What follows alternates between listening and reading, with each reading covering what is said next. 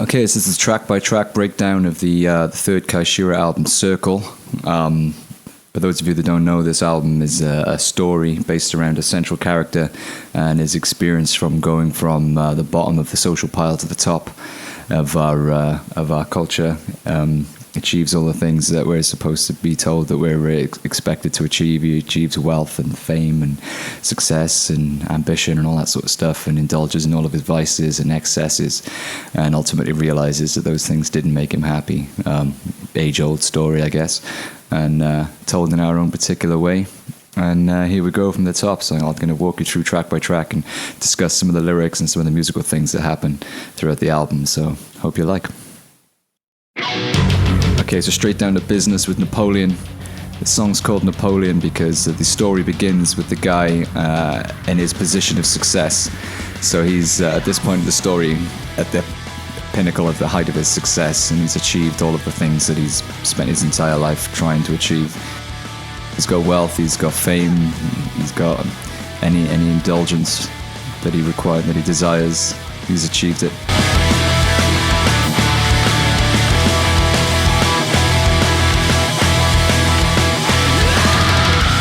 In this particular story, the guy is actually a rock star.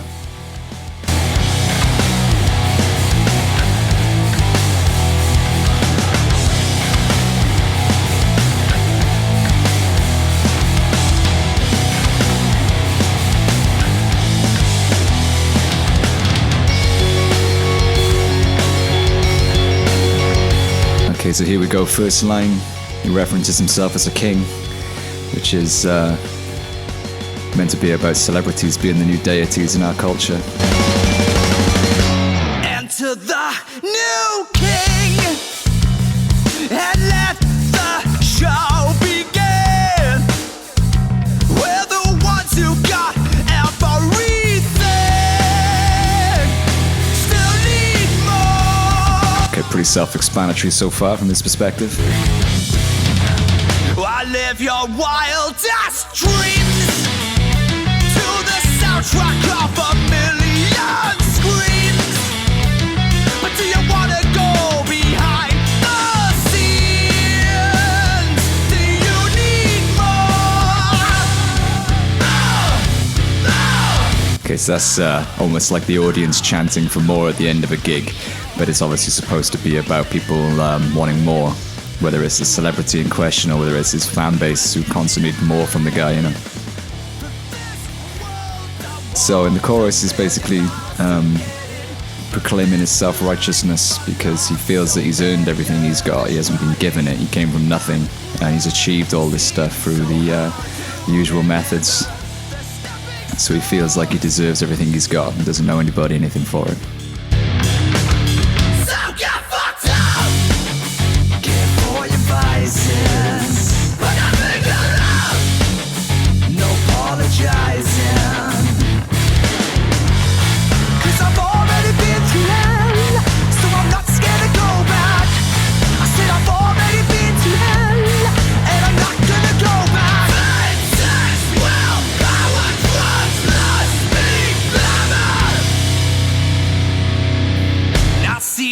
Underdog roar, the one that they ignored before.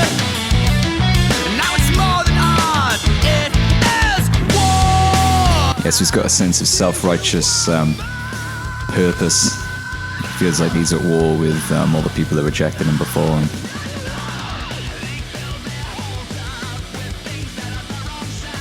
And that's a reference to the song The Wrong Size, which is number 5 on the album, where we fill our holes up with things that are the wrong size, things that don't fit.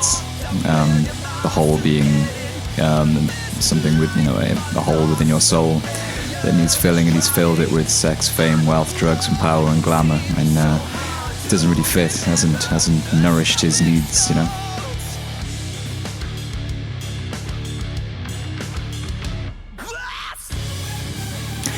For those of you that may not have recognized already, that synthesizer riff is actually the guitar riff from Break This, which is number 6.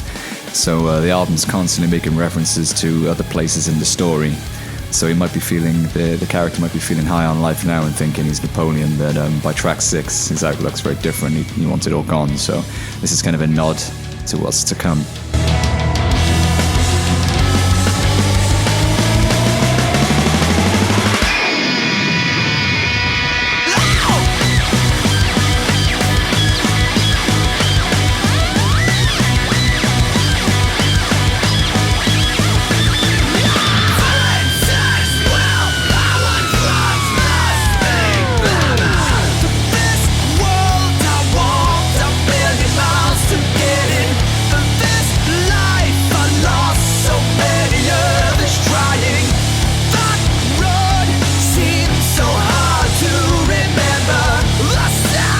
Stepping stones is a prominent theme in this record as well, because it's about how people don't go from being good to evil overnight. It goes in gradual steps, small steps, which you might not recognize along the way as they're happening, but they're gradual steps towards that transformation.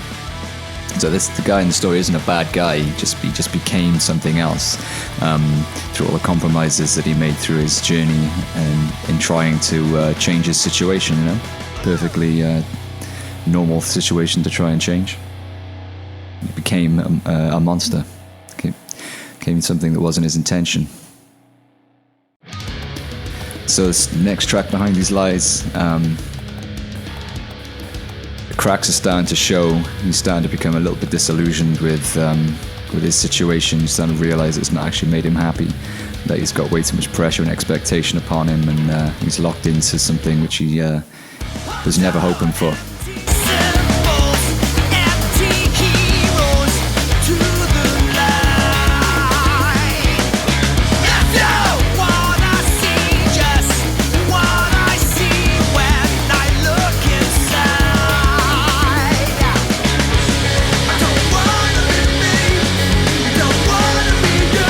So in the chorus he's talking about how his fans all want what he's got, just like he did at one point in his life. But now he's actually got a role reversal in the sense that he wants what they've got. He wants normality, he wants to see his friends and his family, and doesn't want this ridiculous caricature of a lifestyle that he's got. So it's that kind of juxtaposition, that contradiction. You know? I'm just living life as an actor with a plastic crown of thorns. All the time what I really was after was what I had before. Can't last demons at the door. Well, just be careful what you wish for. I don't wanna be me, don't wanna be you. So wanna with me, someone else.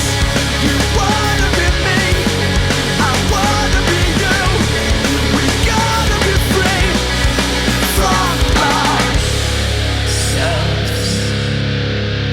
Okay, so this is like a warning that he's given to his fans. He's trying to get them to see that, you know, you don't want to live behind these lies. You don't want to go behind the scenes, because it's not that. It's not what you think it is, you know. Behind these lies no more.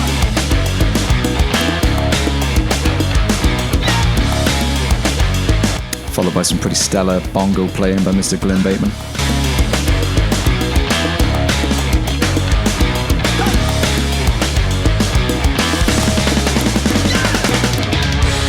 Don't wanna be me, don't wanna be you. So wanna with me, someone else. You wanna be me. Yeah, it's just that desire to change yourself and become something that you're not. But ultimately, you're not going to be happy until you're comfortable with being who you are, regardless of whether that's rich or poor. You know, those are the things that nourish you. We will never be free. Someone else. But because of the nature of what he does for a living in the celebrity game, it's not just as not as easy to just up and leave, because he's part of the system now. You know, he's got expectations and people know who he is, and he can't walk the streets, and you know his every move is all over the media. So he's locked in now. He can't escape. And this next track is Demon. This is from the perspective of his inner demon, which is just encouraging him to say fuck it.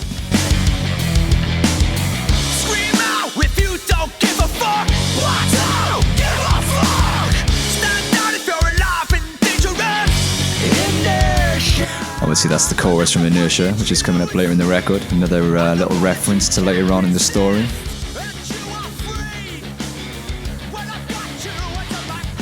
Okay, another caricature, another juxtaposition there. You can't be free if you're in the grip of something, but you feel free when you're in the grip of letting go. When you listen to that internal voice, that demon that just says to you, just do what you want. You're not actually free. You just feel like you're free temporarily, but you're under the grip, under the influence of that self-destructive impulse. I am your demon. Don't try to fight it. Be the best that you can be. I am all your vices. And what would life be without me? Raise a glass as your rage just crash. So it's just not a critique upon indulging in your vices, and it's a celebration of them as well. But the point is that they're supposed to be part of a tapestry of experience. It's not supposed to be the be-all and end-all of your existence, because it's like the yin and the yang. Ultimately, that just makes you unhappy because it becomes controlling and self-destructive. You're supposed to have a bit of moderation, like the good and the bad.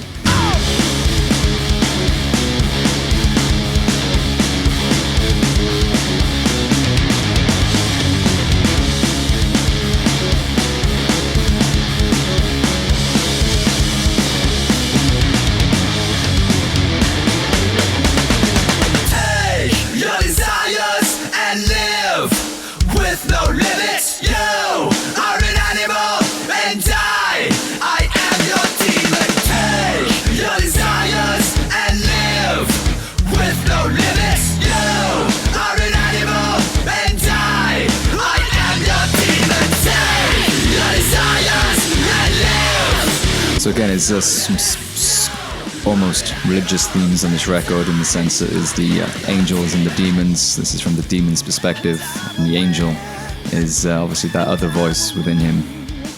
And it's that battle between the two, and which one's going to win.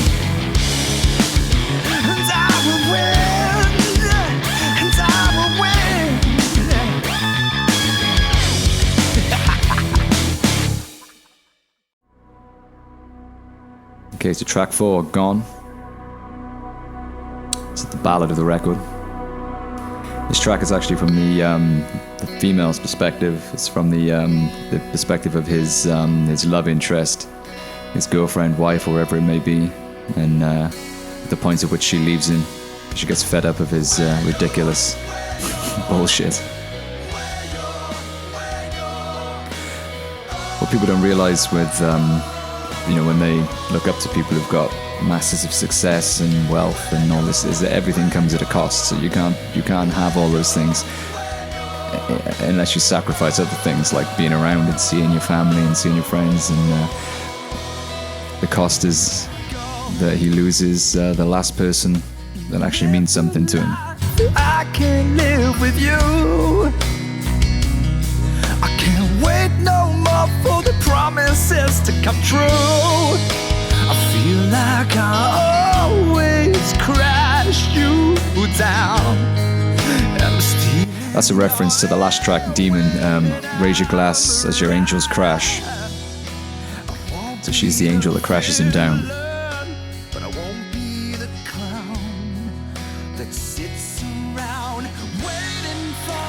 Waiting for the show to end is a reference to track 1.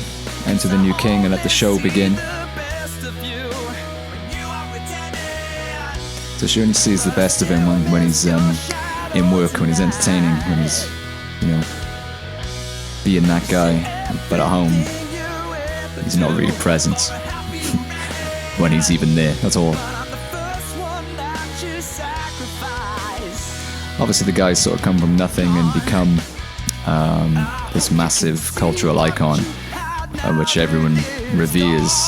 But before that, when he had nothing, he had a unit of family and friends and girlfriends or whatever it may have been, that were with him and loved him and supported him when he had nothing, and he's thrown all those away the expense of chasing this ambition of his.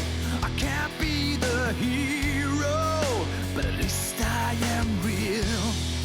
But I don't But he did it with good intentions. He didn't do it because he was a prick, you know. Just it's that stepping stone thing. He thought he was doing it for the best. You know, if he achieved success and wealth, he could make their situation better as well as his. But ultimately, what happens is they never see him, and people don't want loads of money. They just want you to be around, you know. But I'm the first one that you sacrifice. Too much of a good thing can turn you bad. So I'll be the only savior you have. Don't promise me. That vocal part was hard to sing, man. That was the first take. And it just came out like that, and I couldn't do it any better, so it stayed. It's too late, 'cause I only see. Again, he's nowhere in the song does she blame him or judge him or say he's a bad person or anything. She understands his situation, and she's not a bad person either. Things are never quite that black and white in life, are they, you know? But the situation doesn't work for her eventually, and to the point where she can't handle it anymore, and she just wants a normal life, not waiting around for some, you know, ridiculous Hollywood version of life, which is a complete fantasy. But I still miss your shadow tonight. We'll see everything you ever do for a happy ending. But I'm the first one that you sacrificed. When you're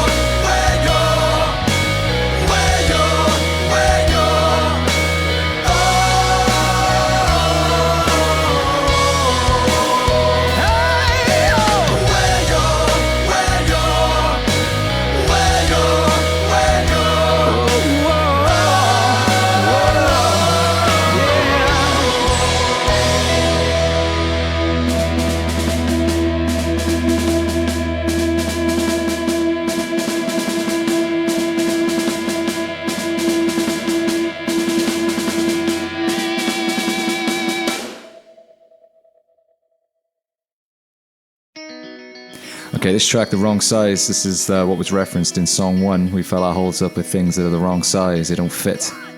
Like trying to get a square into a round hole or whatever the analogy is. So this song is from the perspective of his fans who feel that they're in love with him, they feel the connection, but they've never met him, obviously. They're just in love with what they think he is, the fantasy version. There's a lot of references in this track to the sort of false, sugar-coated, fleeting culture of celebrity, which is why the song's sort of sugary and upbeat and poppy. So they're saying they're in love with him because he's always there for them in a magazine or, you know, and they have to pay for his time by buying his products. So it's not really a love relationship. Obviously shows these people don't understand what love is there's no depth to any of this relationship.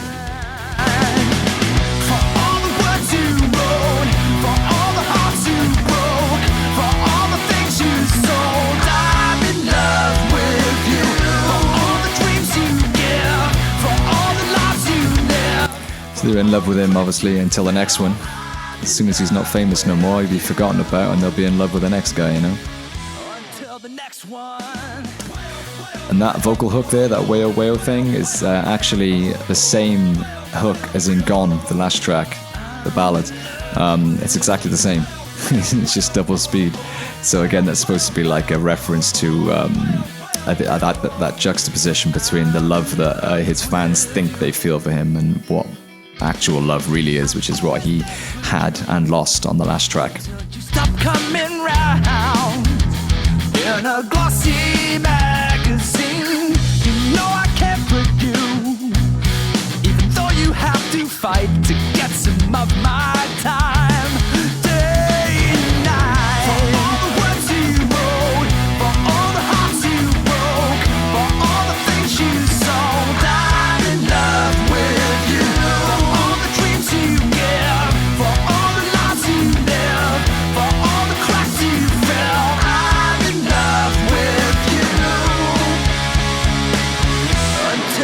next one.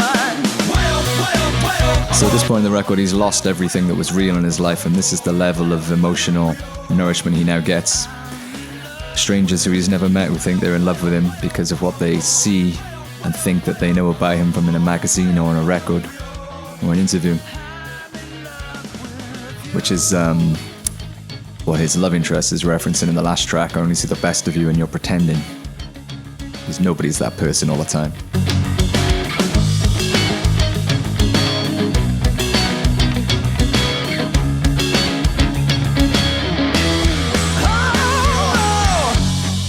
Changing like the seasons,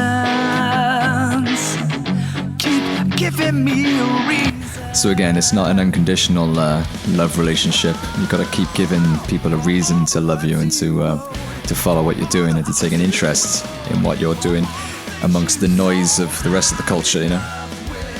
Keep changing like the seasons. Don't be yourself. I don't want to see you as yourself. We want to see you constantly reinventing, constantly being relevant, constantly shocking, doing something worthy of media attention.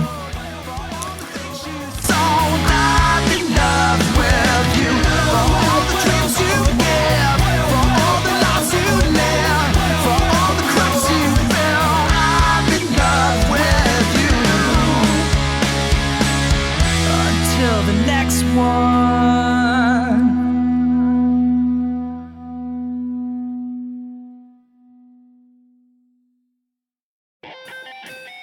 Okay, track 6, Break This.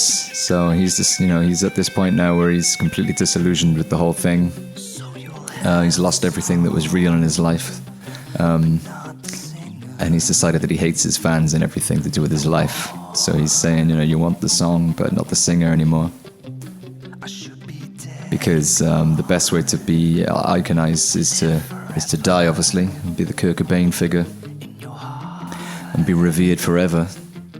Rather than getting old and normal and boring, just like is normal.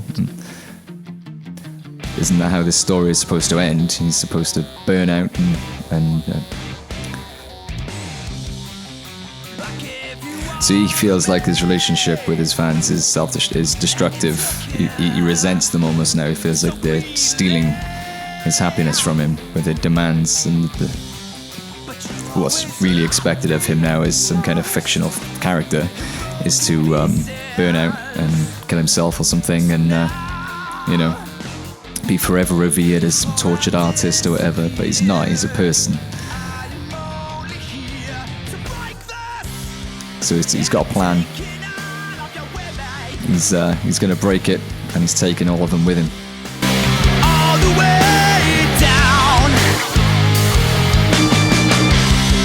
If you wanna know how it feels. So he's saying, if you want to be famous and you want to know what it feels like, well, I'm going to show you. And he's got a plan to show them that it's actually not that great. He's going to show them the other side of the coin.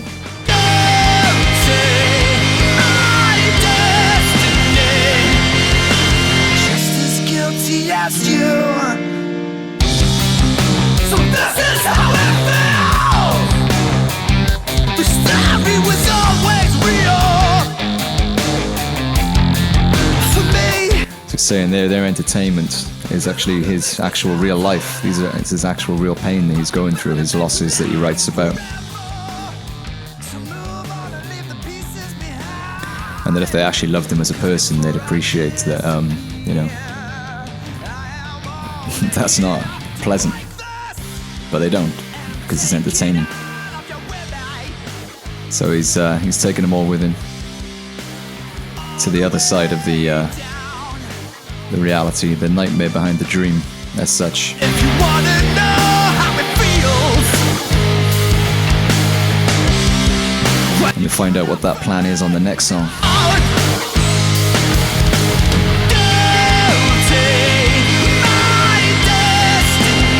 So he's saying that he was guilty before he was rich and famous because he felt emasculated. He wanted to achieve these things so he could provide and But now he's famous, he's guilty. He's guilty of throwing it all away. All the things he thought he was providing for don't exist anymore. I'm as guilty as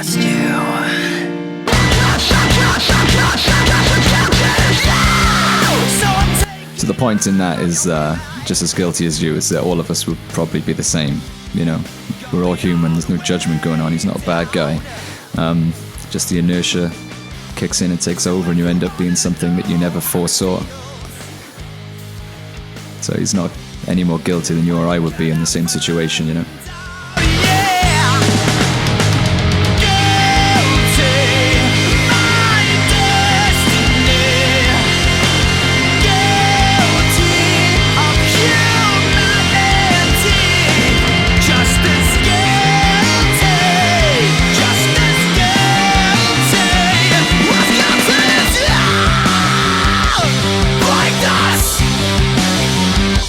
Okay, so he's going to break this, and you're going to find out how in about 30 seconds' time.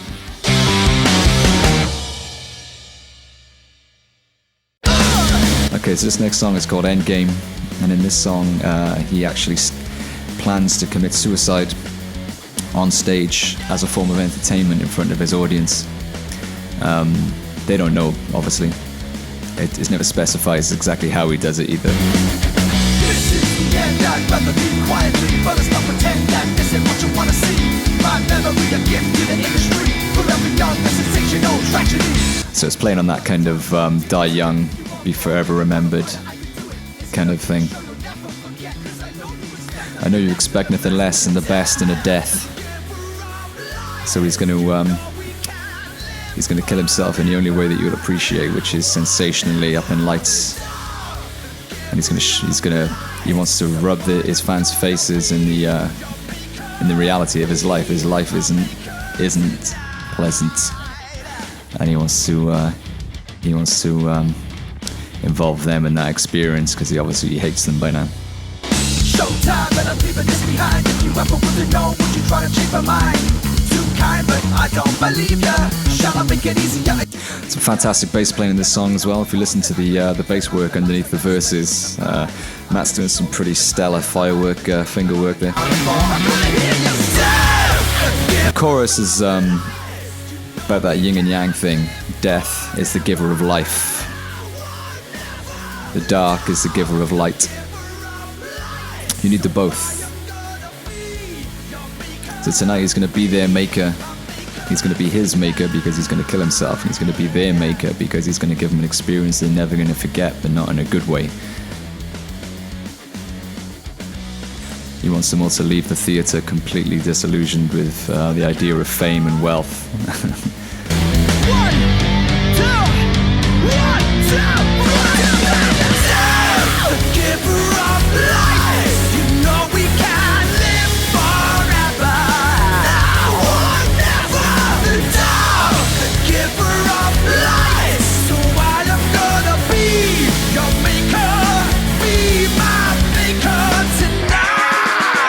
And it's just a spectacular moment where he does it, whatever it is he does.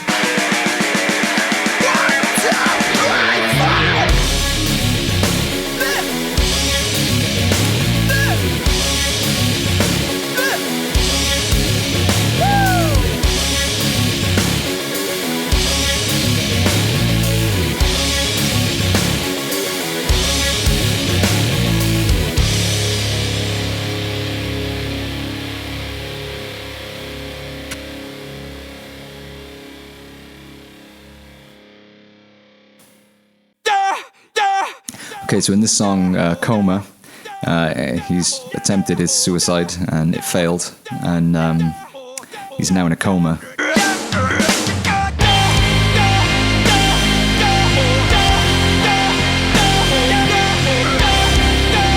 His thoughts are filled with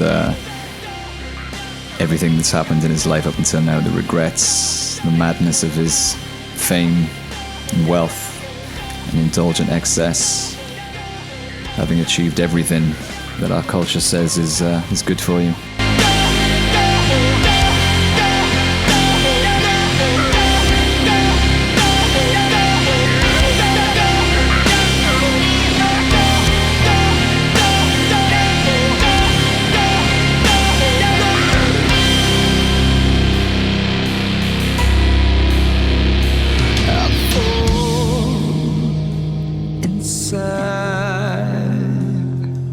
Only place that's left for me to hide from you, from me. A lost cocoon in exile from the life I couldn't save. Am I to blame? And so it's questioning whether he's to blame. Of course, he's not solely to blame. He's just human like the rest of us, you know. He had good intentions and it spiraled off course. And he ended up in a situation he never saw coming. Because the road to evil happens in small steps. Small and noticeable steps. Before you know it, it's something you never saw yourself ever being able to be. So the purpose of him being in a coma as well is to act as a sort of clean slate moment within the plot, so that when he comes out of the coma, we don't know how long he's been in there, whether it's years, days, weeks, whatever, but when he comes out he's completely free. It's almost as if his fame never existed. It's like starting from day one.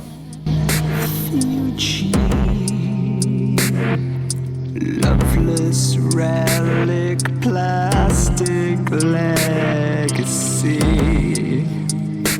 a forger of dreams. How did it get like this? The steps deceive us to where they lead us. It's that stepping stone reference again.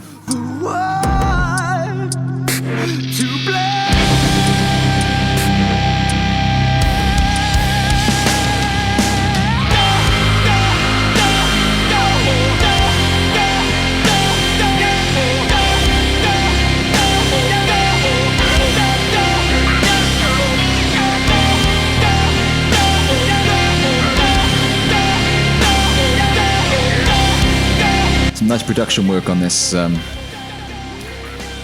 Mr. Jeff Rose.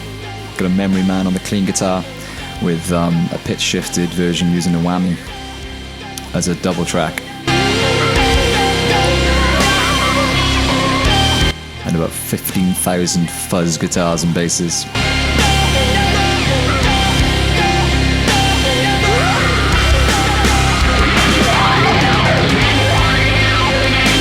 This is actually a one-take guitar solo that was completely made up on the spot. I didn't know what we were going to do, and actually broke a string right on the last note. And that's Jeff Rose again operating the whammy whilst I just hammer hell out of the G string.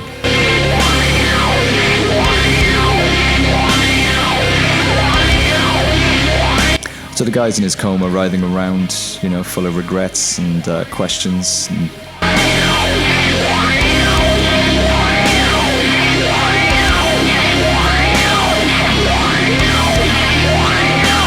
And then he wakes up.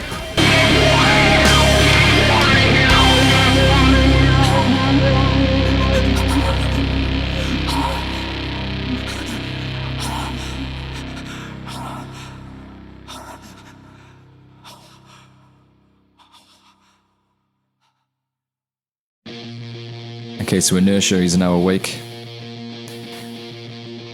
He's questioning his life with a new sense of clarity. He's asking, is there something innately evil about him? Is he any different to the rest of us?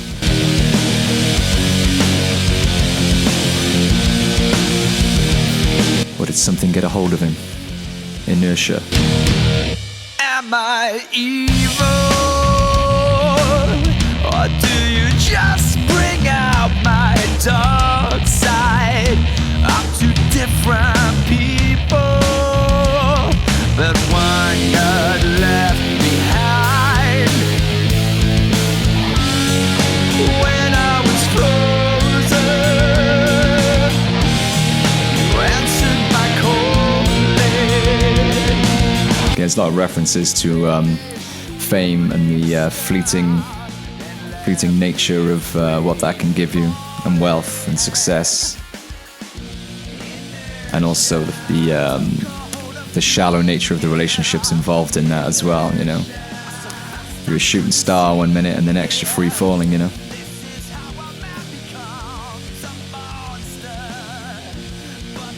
Again, the man becomes a monster in small steps. That sense of inertia takes over. Before you know it, you're someplace you never saw coming. So he's asking, is he to blame, or is it just a situation, you know?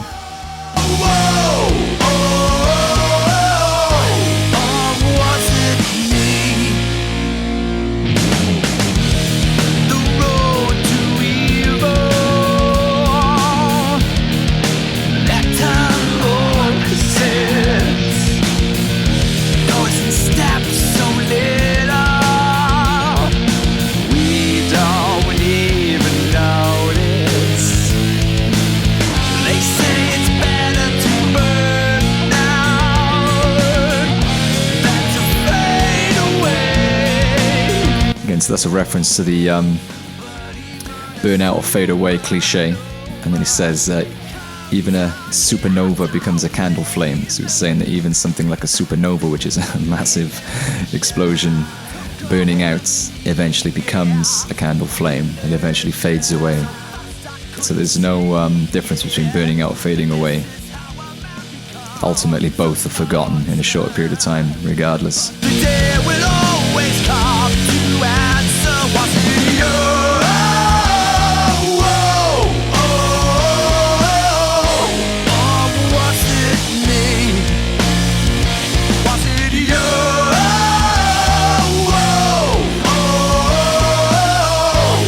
Okay, so coming up on the chorus repeat is the you can hear the backing vocals there singing the chorus from the first song, Napoleon. So again, it's one of those cross-referencing things to another point in the album, just reminding you of what his previous perspective was. That road I walked a million miles to get here, but now he's obviously in a completely different context. Okay, the next track, Helen. He attempts to build bridges with his previous lover. It's called Helen because Napoleon was exiled to the island of St. Helena. And obviously Napoleon is the name of track one. So I called his girlfriend Helen. Just to be deep.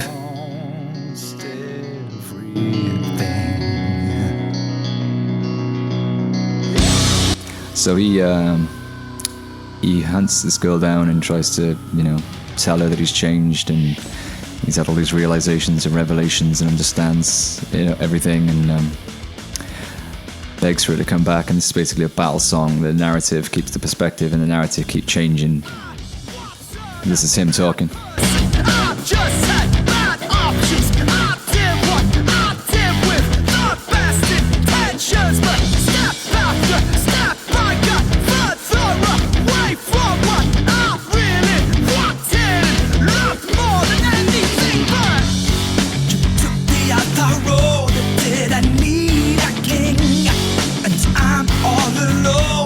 Okay, so this is now her response.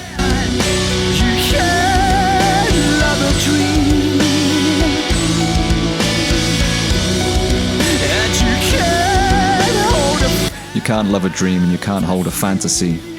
She wanted something real, not some joke, you know.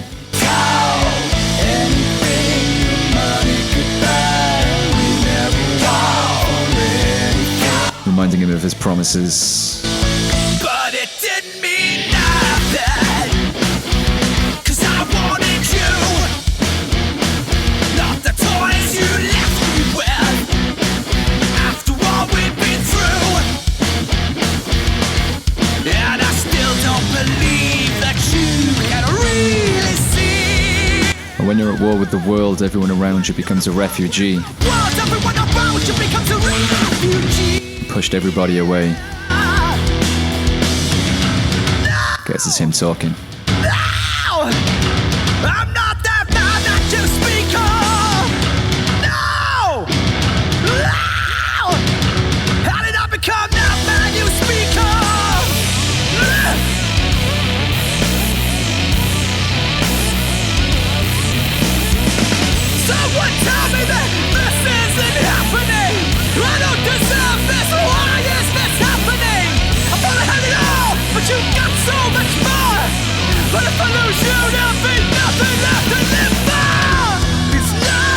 is Helen talking. It's over, and nothing will change. It's over forever.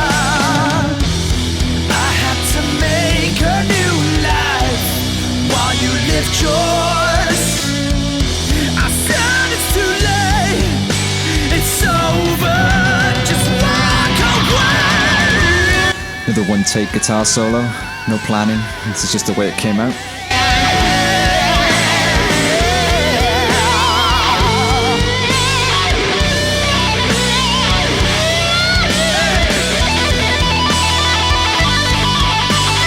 And the song rolls straight into the next song, which is called Full Circle.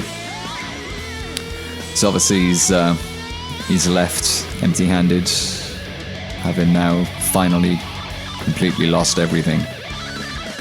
Because the one thing that meant anything at all to him has rejected him. Full circle, and I have seen it all, and I know that life waits for no one. Just be careful what you wish for. So he's kind of got a lot of wisdom now, you know. What was it all worth? When the best things in life really did come for free, and I sold them all under a curse. To look into the eyes of your demons, you'll see you as an infant. So it's saying that his demons, all of our demons, basically stem from issues within us, whether it's fears or insecurities or whatever it might be. And the results of that are never really that helpful for you. By showing you the dark, may I give you the light? So hopefully his experiences in the dark, he's able to shed the light for you so that you don't have to see these things for yourself. By showing you the dark, may I give you the light, may I give you the enlightenment of my ventures into the darkness. So the whole album is a morality tale, basically, about what's important in life. And he's made all the sacrifices and made all the gains. So he's able to say, having come full circle, which one of those things actually made him feel fulfilled.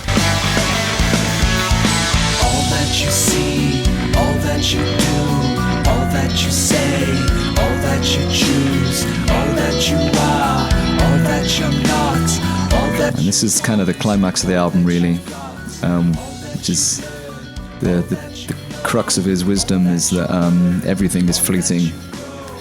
Fame, success, wealth, excess, vice, good times, it's all fleeting. You got to find those things that mean something to you, that genuinely make you feel fulfilled, whether that's by yourself or with other people, because ultimately all of everything is fleeting. Even your own life and your relationships are fleeting, because pretty soon we will all die and turn to dust and fade away. Whether you burn out or fade away, the end result is the same. And obviously the album's called CiRCLE, so not only has he come full circle in terms of his own journey, life itself is a circle, in the sense that you will end your journey. The circle of life continues regardless of whether you're part of it or not. So here we're back to the start of the song. So the song is actually a circle, and the riff at the very end is the same as the one at the start, just like in Napoleon. So it's different circles.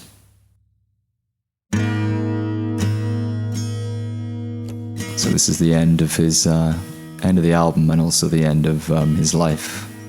This is the song in which he dies, not under the same circumstances as in Endgame, where he tried to go out spectacularly. In this song he goes out just like a normal person, old age, but he's alone because he doesn't have any friends or family because he threw them all away.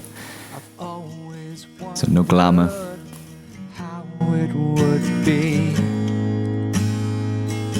So these are my last words.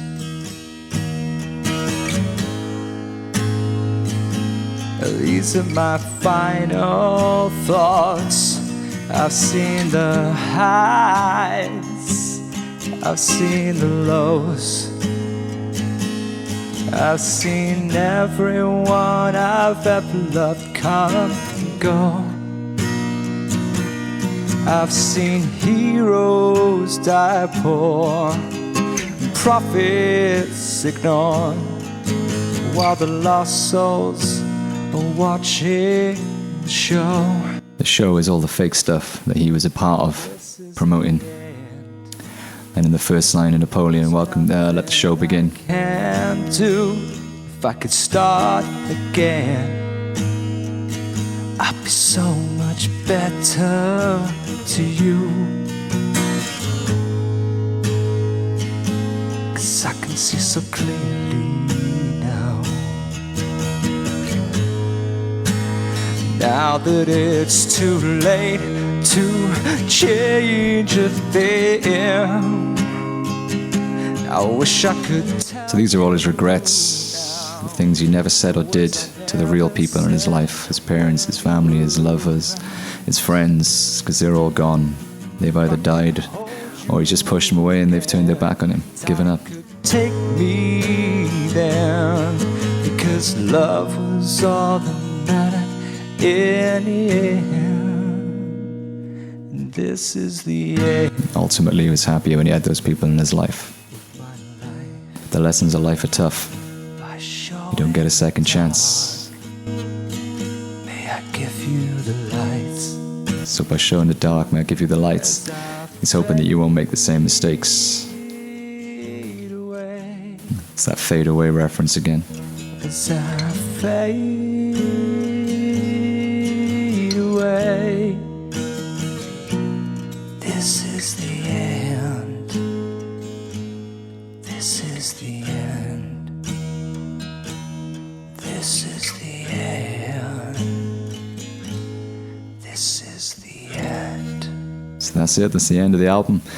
Hope you liked it. Hope that makes a bit more sense. Be interested to hear if you interpret it in a different way, and there's loads more obviously nested away in the lyrics and things that I couldn't squeeze in.